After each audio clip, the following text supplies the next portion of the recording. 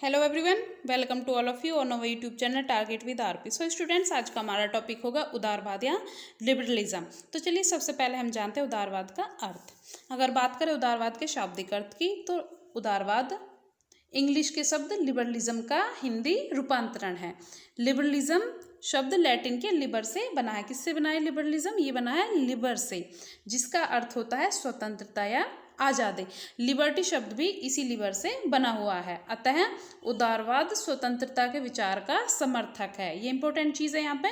उदारवाद स्वतंत्रता के विचार का समर्थक है। मूलतः लिबरल शब्द ऐसे व्यक्ति या सिद्धांत के लिए प्रयुक्त होता है जो व्यक्ति की स्वतंत्रता का समर्थन करे, परंतु लिबरल का अर्थ उदार, सहम्य, शालीन, सुसंस्कृत भी होता है।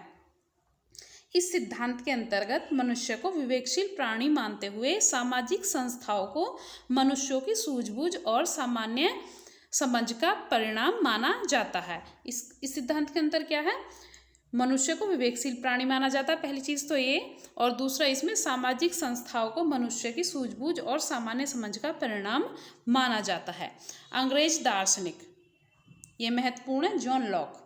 तो जॉन लॉक को उदारवाद का जनक के रूप में याद किया जाता है, यानी जॉन लॉक को उदारवाद का पिता भी कहा जाता है। इसके आरंभिक उन्नायकों में कौन कौन है? एडम स्मिथ, जेरेमी बेंथम के नाम विशेष रूप से उल्लेखनीय है।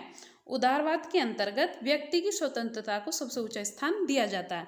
तो आपसे क्वेश्चन बन सकता है कि उदारवाद किस सिद्धांत पर आधारित है, या फिर उदारवाद में किस चीज को सबसे ऊंचा स्थान दिया जाता है? वो है व्यक्ति की स्वतंत्रता को।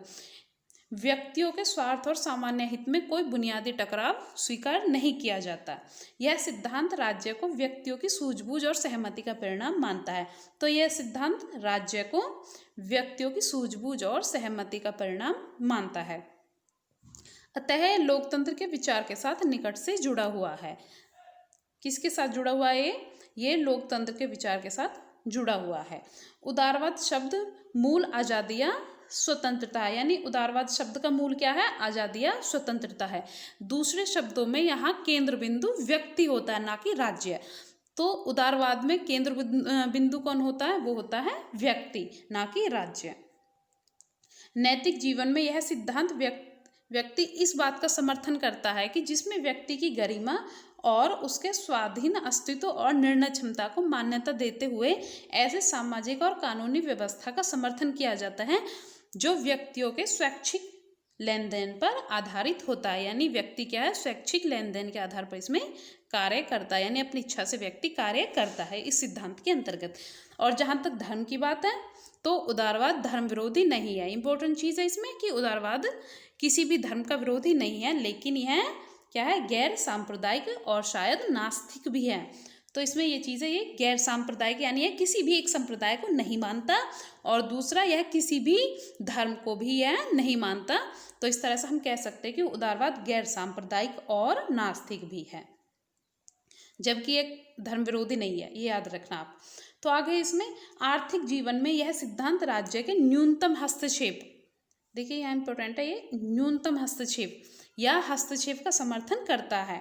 यानी आर्थिक जीवन में थोड़ा सा राज्य का हस्तक्षेप इसमें जरूरी बताया गया है, जो कि पूंजीवाद को बढ़ावा देता है। पूंजीवाद के अंतर्गत उत्पादन, वितरण और विनिमय के प्रमुख साधन निजी स्वामित्व में रहते थे। कि यहाँ पे इंपॉर्टेंट चीज़ है कि जितने भी उत्पादन के साधन है वो निजी स्वामित्व में रहते हैं, राज्य के स्वामित्व में नहीं। तो यहाँ पे उत्पादन के जितने भी साधन है वो निजी स्वामित्व में रहेंगे, ना कि राज्य के स्वामित्व में। अब आगे इसमें इनका प्रयोग भी निजी लाभ के उद्देश्य से किया जाता है। ये जो उत्पादन के साधन है, वितरण के साधन है, ये एक तो निजी स्वामित्व में रहते हैं, और दूसरा इनका प्रयोग भी निजी लाभ के उद्देश्य से ही किया जाता है, ना कि सार्वजनिक लाभ के लिए। उदारवाद की दृष्टि से यह व्यवस्था समाज में सब सदस्यों के लिए हितकर सिद्ध होती है। तो ये काफ़ी अच्छी व्यवस्था बताई जाती है। एक अच्छा उदारवादी सभी धर्मों पर वैसा हमला नहीं बोलता जैसा कि धर्मनिरपेक्ष बोलते हैं। एक अच्छा उदारवादी सभी धर्मों को लेकर सहनशील होगा, यानी उसकी दृष्टि में सभी धर्मों का बराबर जो है ओहदा होगा, सभी धर्म उसमें समान होंगे, सभी सबका एक समान सम्मान करेगा चाहे कोई भी धर्म हो। इस लिहाज से भारतीय संविधान बहुत उदारवादी है। जैसा कि आप सभी जानते हो कि जो हमारा इंडियन कॉन्स्टिट्यूशन है बहुत ही उदारवादी है, बहुत ही लिबरल है और सभी धर्मों और धार्मिक संस्थाओं को बराबर की सम्मान की नज़र से देखता है। इसमें ना कोई ऊंच है ना कोई नीच है, इसमें सभी व्यक्तियों को, सभी धर्मों को समान रूप से महत्व दिया जाता है।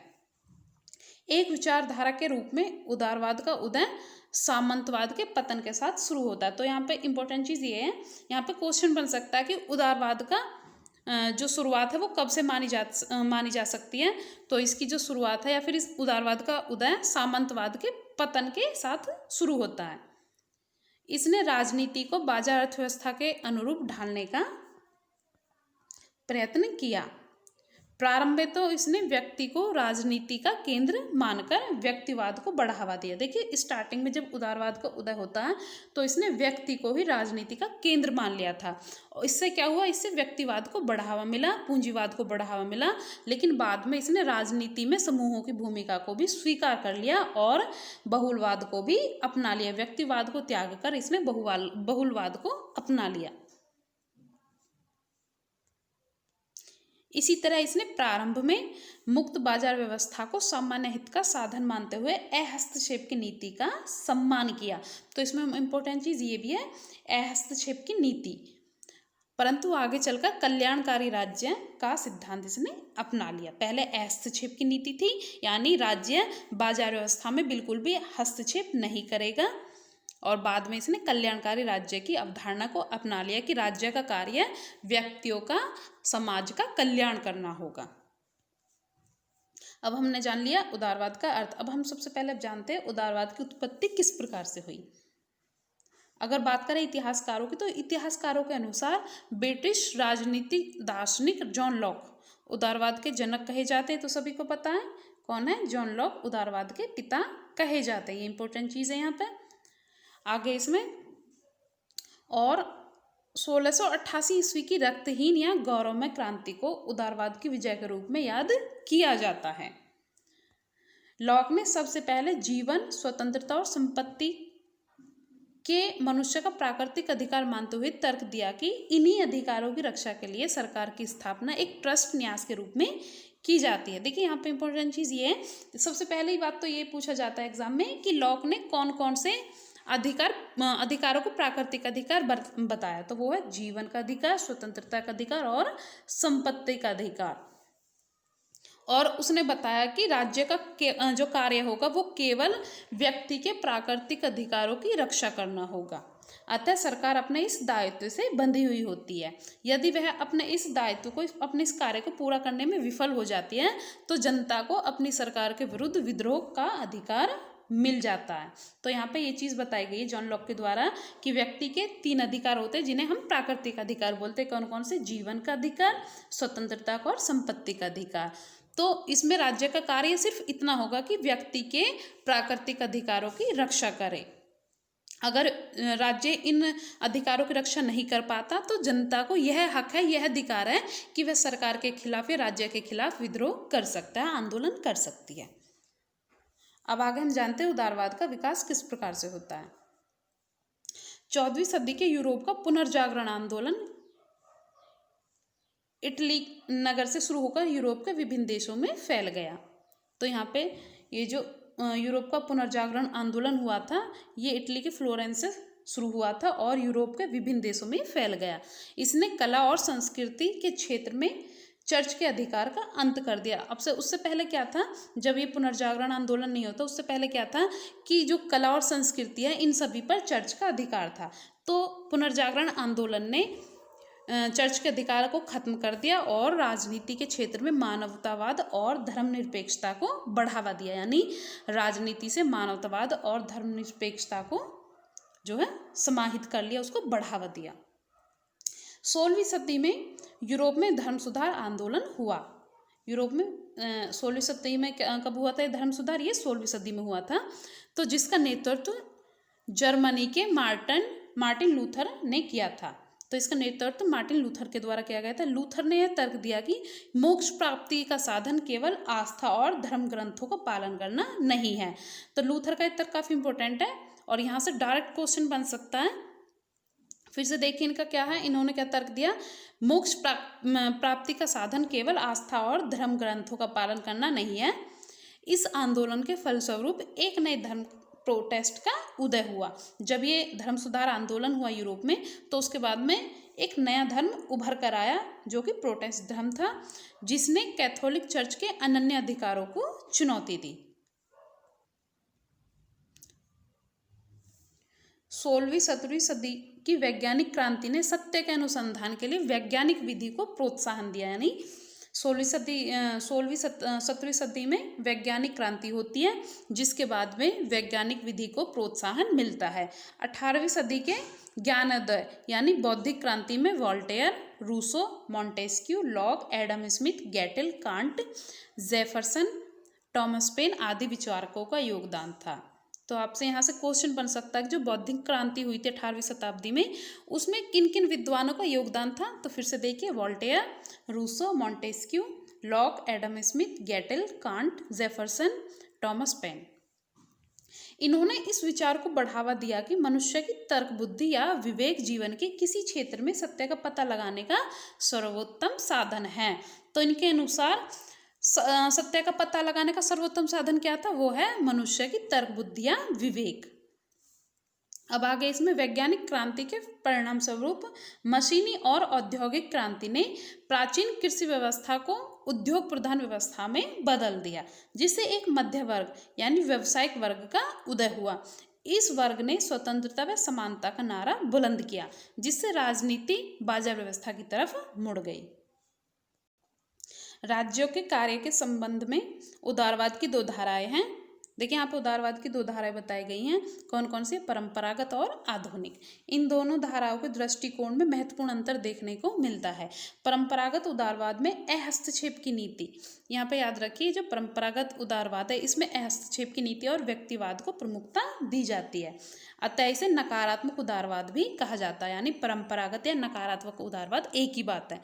जबकि आधुनिक उदारवाद में व्यक्तियों के कल्याण के लिए राज्य की सकारात्मक भूमिका पर बल दिया जाता है।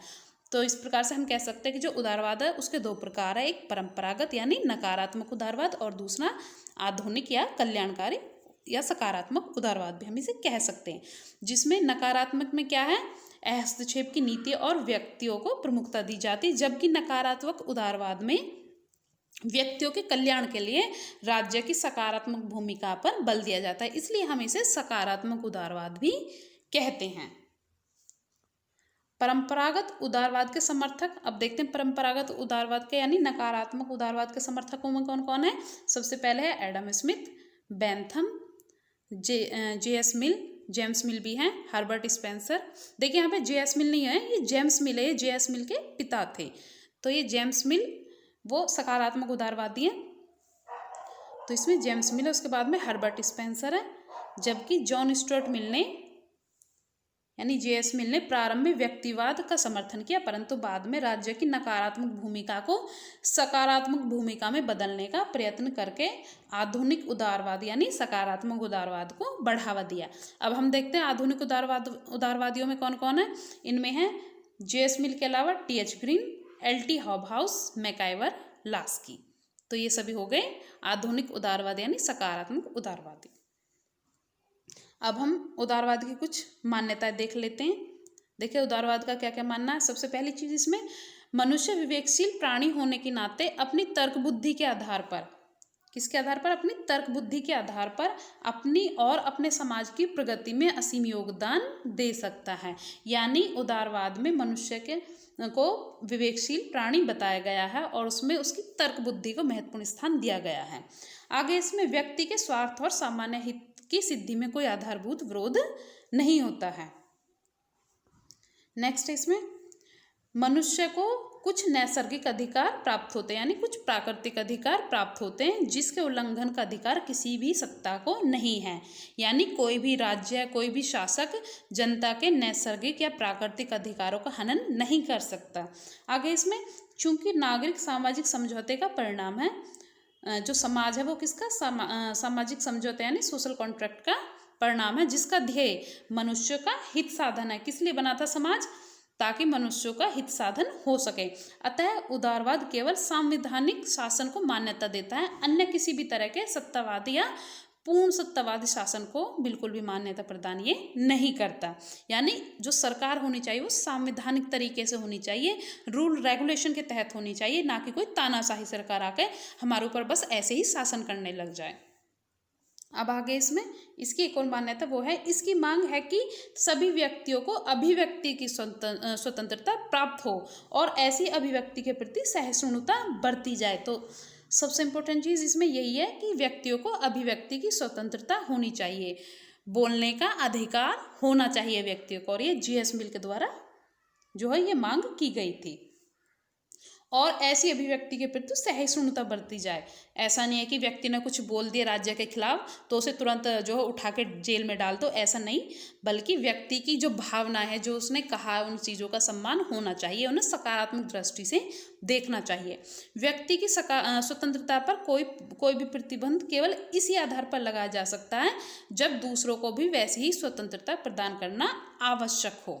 यानी हम ऐसे ही किसी की भी स्वतंत्रता पर प्रतिबंध नहीं लगा सकते, केवल कुछ ही आधारों पर लगाया जा सकता है, जैसे कि अगर हमें दूसरे व्यक्तियों को भी ऐसी स्वतंत्रता प्रदान करनी हो तभी हम किसी की स्वतंत्रता पर प्रतिबंध लगा सकते हैं, अन्यथा नहीं। तो इस तरह संक्षेप में कहा जा सकता है कि उदारवाद मुख्यतः दो विषयों पर जोर देता है। एक तो यह निरंकुश सत्ता को अस्वीकार करता है। पहली चीज़ तो उदारवाद क्या है? निरंकुश सत्ता को अस्वीकार करता है, और दूसरा उसकी जगह मनुष्यों की स्वतंत्रता पर आधारित व्यवस्था स्थापित करने का लक्ष्य सामने रखता है। और आगे इसमें दूसरा है व्यक्ति के व्यक्तित्व की स्वतंत्र अभिव्यक्ति की मांग करता है। यानी व्यक्ति के पास में स्वतंत्र अभिव्यक्ति होनी चाहिए, यानी वह कुछ भी कहने का उसे अधिकार होना चाहिए जो कि बिल्कुल वैलिड हो। इनमें से एक उदारवाद का व्यवहारिक पक्ष है और दूसरा दार्शनिक पक्ष है। तो आई होप कि आपको ये टॉपिक समझ में आ गया होगा। इसी के आधार पर अब हम इससे जुड़े अभ्यास प्रश्न हल कर लेते हैं। देखिए सबसे पहले प्रश्न 1 है, उदारवाद का मूल तत्व कौन सा है? ऑप्शन बोलती हूँ मैं, आप वीडियो को पॉज करके भी इसका आंसर दे सकते हैं। तो सबसे पहले उदारवाद का मूल तत्व कौन सा है? ऑप्शन 1 है समानता, ऑप्शन 2 भ्रातृत्व, ऑप्शन 3 है स्वतंत्रता, या ऑप्शन 4 है राष्ट्रवाद। इसका सही आंसर होगा ऑप्शन 3 यानी स्वतंत्रता। उदारवाद का मूल तत्व क्या है? स्वतंत्रता। अब प्रश्न 2 देख लेते हैं हम। सामंतवादी व्यवस्था के अंत के बाद उत्पन्न होने वाली राजनीतिक व्यवस्था कौन सी है? यानी सामंतवाद के जो व्यवस्था थी जब वह खत्म हो गई, उसका अंत हो गया, उसके बाद में कौन सी व्यवस्था, राजनीतिक व्यवस्था उभर कर आई? ऑप्शन देती हूँ। ऑप्शन 1 है परंपरावाद, ऑप्शन 2 उदारवाद, ऑप्शन 3 मार्क्सवाद, या ऑप्शन 4 साम्यवाद। तो इसका सही उत्तर होगा ऑप्शन 2 यानी उदारवाद, इसका सही आंसर है। सो स्टूडेंट्स, आज का हमारा टॉपिक यहीं पे ख़त्म होता है। आई होप कि आपको इससे काफ़ी हेल्प मिली होगी। अगर आपको ज़रा भी इससे हेल्प मिली है तो प्लीज़ इसे लाइक कीजिए, सब्सक्राइब कीजिए और शेयर कीजिए। Thank you so much.